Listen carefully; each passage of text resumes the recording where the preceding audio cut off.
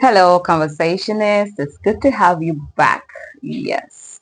So, if you're just tuning in, please do well to watch the other video. This is just a short series or, yeah, on a movie review from a personal perspective or Kemi Adetiverse To Kill a Monkey. And thank you for tuning in. Okay, so let's get into what we have right now, right?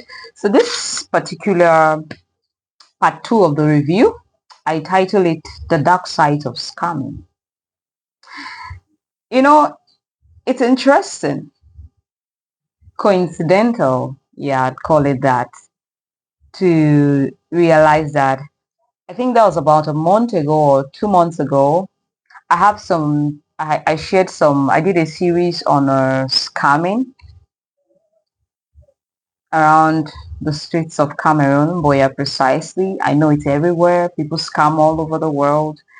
And I remember a couple of times I've sat with some persons and we'll just be talking about it. And we keep saying this thing. And then there's this common phrase or this common ideology we share about it that thing we call scamming is never empty. And I never really cared I'm not interested in us Africans justifying why we scam. Oh, the Westerners, they stole from us, they did this and that, so we have to take back what's ours. I think that's a very foolish excuse of, for scamming and using it as a that definition or that justification does not even merit good English. Yes, yes, it doesn't merit it at all.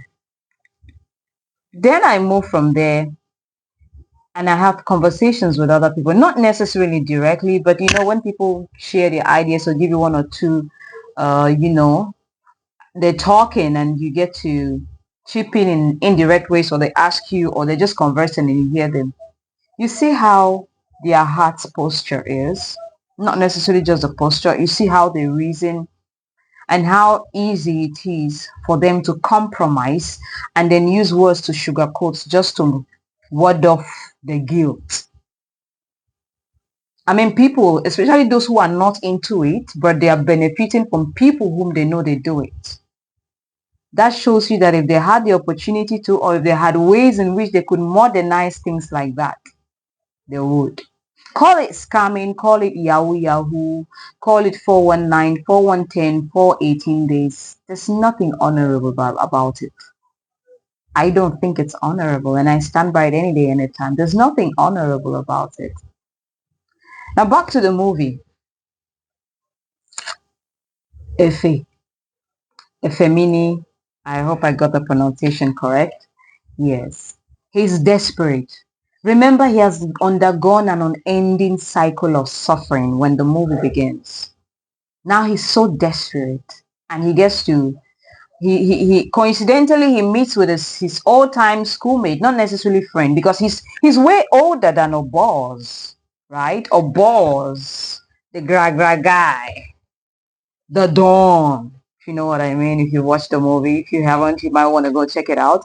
Yes, at the restaurant where he's a waiter.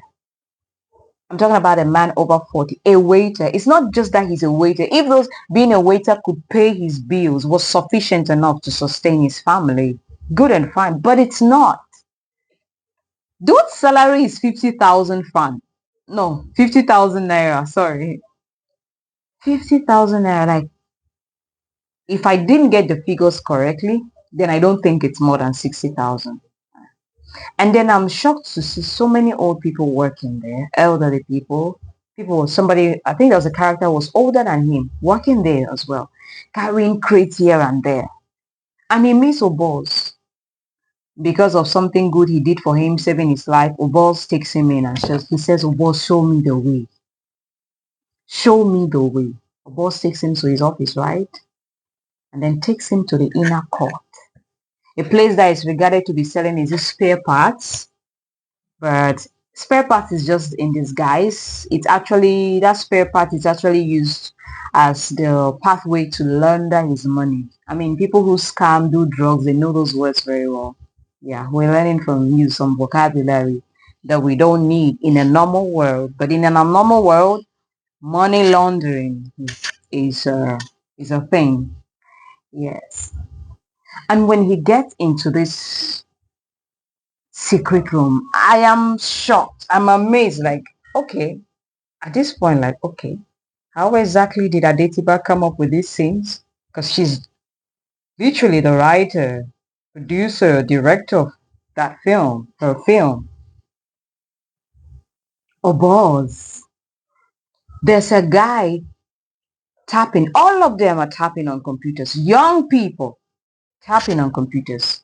And I take note of one. One has a tortoise. Is it tortoise or tortoise? A tortoise on his feet, like laying on his feet, and then he keeps touching it, touches his tongue, and keeps typing it. Another one has something else, the red cloth and whatever. All of them are working. Obos, of course, Obos comes in disguise. He disguises the.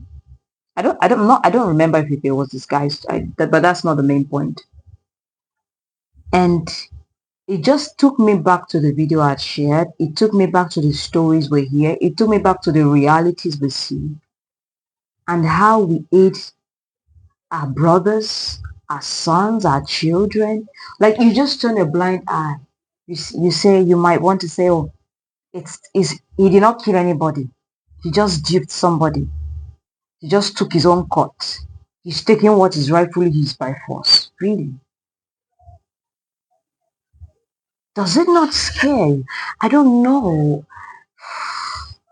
I'm not sure how many youths watch this. African youths, Cameroonian youths watch this because I'm particular about African youths because this coming of a thing, Yahoo of a thing, is giving us more global presence in recent times than ever. Because how are we able to dupe companies of so much money?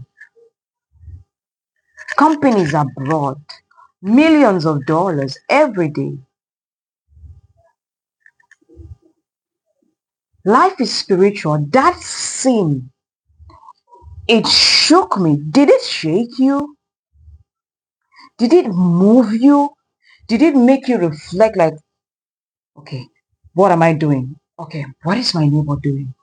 How does he? I'm not saying like prying into people's lives and all whatnot, but somehow you come across or you get to relate with these people on a daily basis. Not unconscious, like you know. It's shaking. It's scary. Now that scene is what reminds me of the hook from the first episode. And I was like, oh, that's where the hook is coming from. And it's even scarier that the young people at the age of 14, 15, 16 are recruited into sects like this in Africa. In Africa. I didn't say the West is recruiting them. I said we recruit our own to be a part of this crew, to work. Slavery. There was a character that escaped or he gained his freedom that died in prison in the movie. I'm sure if you watch it, I don't remember his name. But he said he was recruited at 16 and there are people who are even younger than that who come there. And he stayed there for 80 years. He never saw the face of a boss. But he knew they call him a boss. Obozion. I don't want to beat my tongue. It's a long, fine, nicely lyrical name, but I don't want to go there. I don't know. It's scary. It's scary. Everything is dark about scamming. Everything is dark about scamming.